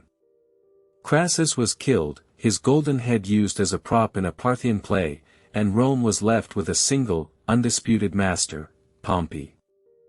So now, there was Pompey. The Senate, ever fearful of a single man's power, made a desperate move. They turned to a younger man, a patrician who had already proven his brilliance in Spain, a man who was deeply in debt and desperate for glory and money. That man was Julius Caesar. They gave him command of the legions in Gaul, thinking he would get bogged down in a long, expensive war, and that his debts would ruin him. They were, of course, profoundly wrong. They handed Caesar a sword and pointed him at a world to conquer. In 8 years, from 58 to 50 BC, Caesar did the unthinkable. He conquered all of Gaul, a vast territory of fierce tribes, and he did it with a speed and brutality that echoed Hannibal himself. He learned their tactics, he adapted, he built bridges, he laid siege, and he showed no mercy. He once boasted that he had fought over 800 cities and subdued 300 nations. Every battle was a masterclass in improvisation and psychological warfare, a textbook that would be studied for millennia. He was no longer a debt-ridden politician, he was a general with an army that worshipped him, and a treasure chest of Gallic gold. But Rome was not the only battlefield. While Caesar was in Gaul, a political war was raging in the capital. Pompey, once Caesar's ally, now saw him as a threat. The Senate, led by Cato the Younger, a man who was the living embodiment of the old republic, sided with Pompey. They demanded Caesar disband his army and return to Rome as a private citizen, a move that would have left him vulnerable to prosecution. It was a trap, and Caesar knew it. He had reached the Rubicon, a small river that marked the boundary of his province. To cross it with his army was a declaration of war against the Republic. He stood on the northern bank, and he knew, with absolute certainty, that this was the point of no return. He thought of Sulla, of the man who had marched on Rome and butchered his enemies. He thought of the chaos, the bloodshed, the proscription lists. But he also thought of the alternative, exile, humiliation, and the end of his name. He looked at his legionaries, his loyal men who had bled for him for years.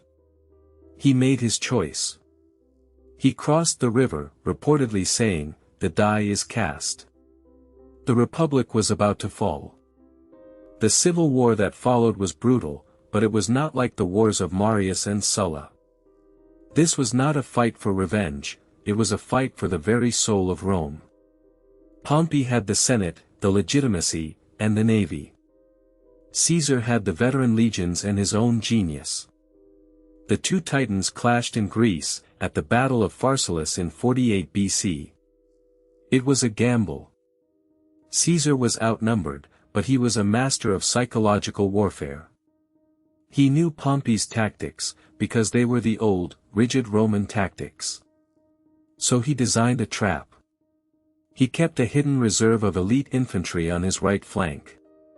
When Pompey's cavalry charged, expecting to sweep Caesar's flank, they were instead met by this hidden line, who hurled their pila like javelins.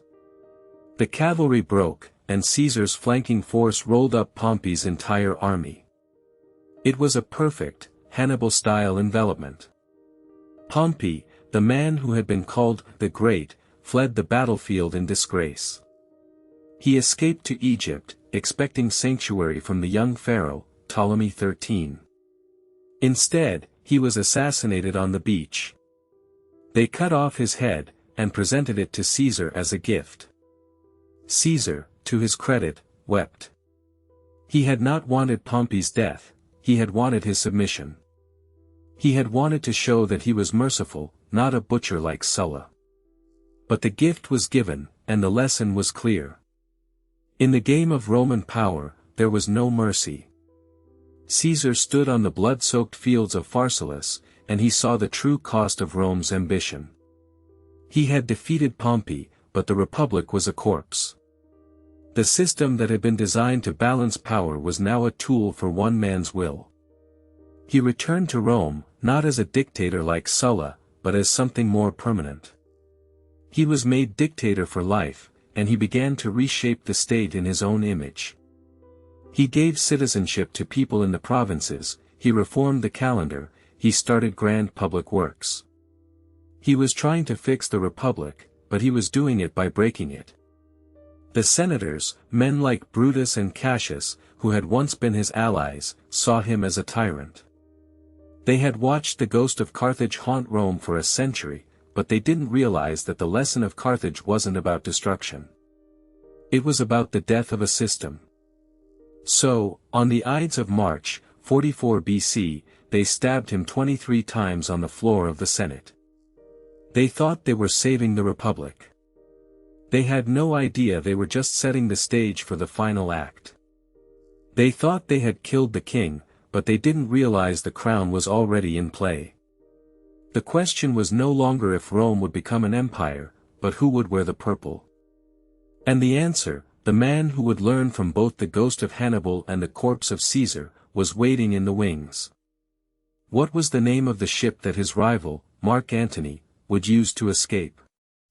And what secret did he carry from the ashes of the Republic? Subscribe and hit the bell, because the next episode reveals how the son of a god would seize the legacy of Carthage and build an empire that would last for 1,000 years. The Ides of March had come and gone, but the blood hadn't dried. Caesar was dead, but his ghost was everywhere. Mark Antony, his loyal lieutenant, stood in the forum, holding Caesar's blood-stained toga. He knew the mob was a weapon, and he was about to unleash it. He read Caesar's will aloud, revealing that Caesar had left a generous sum of money to every Roman citizen. The crowd erupted. They weren't hearing a tyrant's last words, they were hearing the will of a murdered father. Brutus and Cassius, the self-proclaimed liberators, had miscalculated. They thought they had freed Rome, but they had only created a vacuum. And into that vacuum poured the fury of the mob. The assassins were forced to flee the city, branded as traitors. They ran east, to the provinces, to raise armies. But they were no longer heroes, they were fugitives. The Republic they claimed to save was now bleeding out in the streets, and the only question that mattered was who would be strong enough to hold it together. But who was this 19-year-old boy landing on the coast of Italy? His name was Octavian, and he was barely a man. He was Caesar's great-nephew and adopted son, a sickly, calculating youth who had been studying in Greece when the news of the assassination reached him. Everyone in Rome dismissed him. Antony called him the boy who owes everything to his name. But Octavian had learned the lessons of his great-uncle well. He didn't want to fight the Senate, he wanted to use them. He marched to Rome, not as a conqueror, but as Caesar's avenger, demanding the inheritance that was rightfully his. Antony, who had been governing in his own interest, refused to hand over Caesar's war chest. The two men clashed, and for a moment, it looked like the civil war would begin anew. But the legions, loyal to Caesar's name, forced a compromise.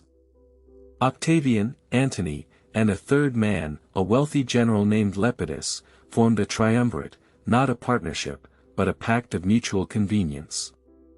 They carved up the Roman world like a pie, and their first act was to formalize the proscriptions. They would hunt down and execute their political enemies, and they would confiscate their wealth to fund their armies. The Republic was dead, the butchers had taken over. The names of the proscribed were posted in the forum, and the terror began. Hundreds of senators and equites were dragged from their homes and executed. Their heads were displayed on the rostra, a grim reminder of what happened to those who opposed the new order.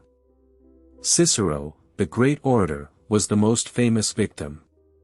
He had been Antony's most vocal critic, and his hands and head were nailed to the Senate floor where he had once delivered his greatest speeches. Rome was drowning in blood, just as it had under Sulla, but this time, there was no pretense of legality. It was naked, brutal power. The triumvirs then turned their attention to the east, where Brutus and Cassius had amassed a massive army, nearly 100,000 strong, funded by the wealth of the eastern provinces. They were not just fighting for their lives, they were fighting for the soul of the old republic. They were the last hope of a system that had ruled the Mediterranean for 5 centuries. But they were also haunted by the ghosts of the men they had killed. Brutus, we are told, was visited by Caesar's ghost the night before the final battle. He saw a dark figure hovering over him, and he knew, in that moment, that his cause was doomed. The armies met on the plains of Philippi in Greece, in the autumn of 42 BC. It was the largest battle the Roman world had ever seen. Brutus and Cassius held the high ground, their backs to the sea, their supply lines secure. The triumvirs, led by Antony, were on the low ground, their troops hungry and their supply lines stretched. Antony, a brilliant tactician in his own right, knew he had to force a fight. He focused his attack on Cassius's sector, which was the weaker of the two. The fighting was savage. The legions of the triumvirs, hardened veterans of Caesar's campaigns, crashed against the Republican lines. Cassius's troops, many of them new recruits from the east, began to waver. Antony personally led a cavalry charge that smashed into Cassius's flank, rolling up his entire army. Cassius, watching the disaster unfold from a nearby hill, believed the battle was lost. He was a man of absolute principles, and he couldn't bear the thought of being captured and paraded through Rome in chains. He ordered his servant to kill him with his own sword. But he was wrong. The battle was not over. On the other side of the field, Brutus had broken through Octavian's lines and captured his camp. The day was a bloody, confusing stalemate. The second day of Philippi was the end. Brutus, now in sole command after Cassius's suicide, was a man of honor, not of war. He lacked the killer instinct, the ruthless pragmatism that men like Antony and Octavian possessed. He was a philosopher king, and he was facing two of the most cold-blooded butchers in Roman history. He ordered his men to advance from their defensive position, a fatal mistake. Antony, seeing the Republican line stretch out, launched a devastating counterattack. The legions of the triumvirs, fresh and disciplined, tore into the exposed Republican center. The battle turned into a rout. Brutus's army was shattered, and he was forced to flee with a small group of loyal followers. He escaped into the nearby hills, but he knew it was over. He had staked everything on the fight for the Republic, and he had lost. That night, in a camp guarded by a few friends, he took his own life. Plutarch says his last words were, "I was defeated because I had to be, but Caesar's ghost will not be satisfied until Rome is a monarchy." With his death, the last credible hope of the Roman Republic died with him.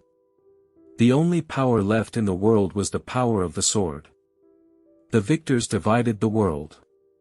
Antony took the east, the wealthy provinces of Greece and Egypt, to fight a new war against the Parthians. Octavian took the west, the heartland of Italy and the legions that had been loyal to Caesar. For a moment, the peace held.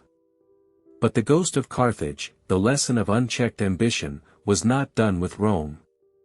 Octavian, back in the capital, was consolidating his power. He was not a military genius like Antony, but he was a master of politics, of propaganda, of patience. He knew the Roman people were tired of war, and he presented himself as the man who would bring peace. Meanwhile, Antony, in Alexandria, was falling under the spell of Cleopatra, the last queen of Egypt. He was a Roman general, but he was beginning to dress like a Hellenistic king, and he was promising his children vast swathes of Roman territory. Octavian, watching from Rome, knew he had his weapon. He didn't have to fight Antony, he just had to turn Rome against him. He declared war, not on Antony, but on Cleopatra, that a foreign queen, who had seduced a Roman leader. The final act of the Republic was about to begin, a naval battle off the coast of Greece that would decide the fate of the world. But what was the name of the fortress in Egypt where Antony and Cleopatra would make their last stand? And what was the secret that Octavian would take from the ashes of their defeat to build an empire that would rival the one that once stood on the shores of Africa? Subscribe and hit the bell, because the next episode reveals the final, tragic climax of Rome's civil war, and what the ghost of Carthage taught the man who would become Augustus. The news of Brutus's death did not bring joy to Rome. It brought a chilling silence. The Republic, the thing that had made Rome great, was gone. It wasn't destroyed by a single blow, but by a century of ambition, of men who put themselves above the state. Sound familiar? Carthage had fallen to Rome's legions. Now, Rome was falling to itself. The victors of Philippi, Antony and Octavian, were not liberators, they were warlords who had divided a corpse. They met in a ship off the coast of Italy, and they carved up the Mediterranean like a stolen feast. Antony took the east, the land of gold and mystery, and the command of the war against Parthia. Octavian took the west, the land of soldiers and tradition, and the duty of settling his veterans on Italian soil. The peace they forged was a lie, a fragile truce between two men who knew that the world was not big enough for both of them. The ghost of Carthage, the city they had burned, was watching, and it knew that the seeds of the next war had just been sown. For a few years, the peace held. Octavian, back in Rome, was patient. He was not a soldier like Antony, he was a political surgeon. He knew that the people were exhausted, that they craved stability above all else. He used this to his advantage, presenting himself not as a king, but as the restorer of the Republic. He gave land to his veterans, he revived ancient religious ceremonies, he even pretended to consult the Senate. It was a brilliant performance. Across the sea in Alexandria, Antony was performing a different play. He had fallen completely under the spell of Cleopatra, the last pharaoh of Egypt. He was no longer a Roman general, he was a Hellenistic king, dressed in robes, surrounded by eunuchs and courtiers. He proclaimed Cleopatra's children as rulers of vast territories that belonged to Rome. He was handing out Roman land like candy, and Rome watched with growing fury. Octavian didn't have to invent a reason to attack, Antony was handing him a weapon. The Senate, whipped into a frenzy by Octavian's propaganda, declared war. Not on Antony, but on Cleopatra, the Egyptian harlot, who had corrupted a Roman hero. It was a masterpiece of political spin, and it made war inevitable. The final act took place on the sea, off the coast of western Greece, near a promontory called Actium. It was September 2, 31 BC. Antony and Cleopatra had a massive fleet, over 500 ships. Octavian had a smaller, faster navy, commanded by his brilliant admiral, Agrippa. The two fleets clashed in a chaotic melee. Antony's heavy galleys tried to smash through Octavian's lines, but Agrippa's lighter ships were too nimble, swarming around them like wolves. The battle was evenly matched, a brutal, grinding stalemate. Then, Cleopatra made her move. Seeing a gap in the Roman lines, she hoisted her purple sails and fled the battle with her Egyptian squadron of 60 ships. It was a fatal blow. Antony, seeing his lover retreat, abandoned his men and followed her, leaving his fleet and his army to be slaughtered. It was the act of a man possessed, a man who had lost his mind. The Roman world watched in disbelief as the great general, the hero of Philippi, ran away from a battle he might have won. By nightfall, the fleet of Antony and Cleopatra was destroyed. The war was over, and the fate of the Mediterranean lay at the feet of a single, cold-hearted man, Octavian. A year later, Octavian marched into Alexandria. There was no grand last stand. Antony, on hearing a false rumor that Cleopatra was dead, fell on his own sword. He was carried, dying, to her, and he died in her arms. Cleopatra, the last of the Ptolemies, tried to negotiate with Octavian, but she knew his reputation. He was not a man to be charmed. He was a man of marble. Facing the humiliation of being paraded through Rome in chains, she chose a different end. On August 12, 30 BC, she had herself smuggled a basket of figs, under which was hidden an asp, a venomous snake. She dressed in her finest royal robes and allowed the snake to bite her. She died, as she had lived, on her own terms. With her death, Egypt became a Roman province. The last great Hellenistic kingdom was gone. Octavian returned to Rome as the undisputed master of the entire Mediterranean world. He didn't declare himself a king, of course. He was too clever for that. He declared himself princeps, the first citizen. The Senate, bowing to the inevitable, gave him the title Augustus, the revered one. The Republic was dead, and a new empire was born, an empire that would last for centuries, an empire whose foundation was built on the ashes of Carthage. Augustus knew that power without legitimacy was fragile. He saw how Caesar had been killed for appearing too powerful. So he built a new system, a system that gave the appearance of the Republic but the reality of an empire. He was the princeps, the first citizen, the Augustus, the revered one. He controlled the army, the treasury, and the foreign policy, while the Senate was left with the harmless task of governing Italy. It was a brilliant solution, a political masterpiece that would define the Roman world for the next 4 centuries. And he understood the lesson of Carthage. He saw that an empire built purely on conquest, like the one Carthage had built, could not survive. It needed a soul.